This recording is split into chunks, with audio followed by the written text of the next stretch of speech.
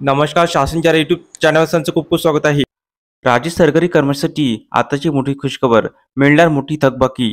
शासन निर्णय निर्गमित त्या संदर्भात एपिसोडच्या माध्यमातून संपूर्ण अपडेट सहितपणे पाहण्याला चला सुरू करूया. राज्य सरकारी कर्मचाऱ्यांना थकीत वेतन अदा करण्याबाबत शालेय शिक्षण व क्रीडा विभागामार्फत दिनांक 6/11/25 रोजी महत्त्वपूर्ण शासन निर्णय निर्गमित करण्यात आले आहे.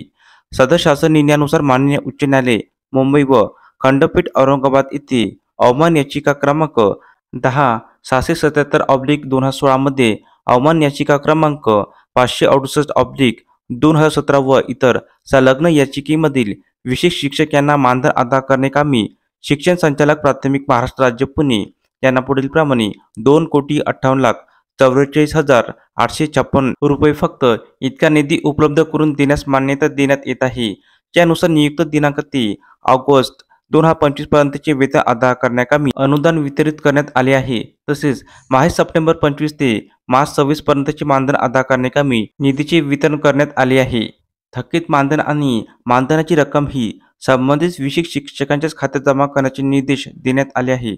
तसेच याबाबत कोणतीही अनियमितता झाल्याचे निदर्शनास आल्यास शिक्षण संचालक प्राथमिक महाराष्ट्र राज्य पुणे यांना जबाबदार धरण्यात येईल, असे यामध्ये नमूद करण्यात आले आहे. निधीचे वितरण करताना वित्त विभागाचे दिनांक 7/एप्रिल/25 रोजीच्या शासन परिपत्रकातील सर्व अटीची पूर्तता करणे आवश्यक राहील. धन्यवाद.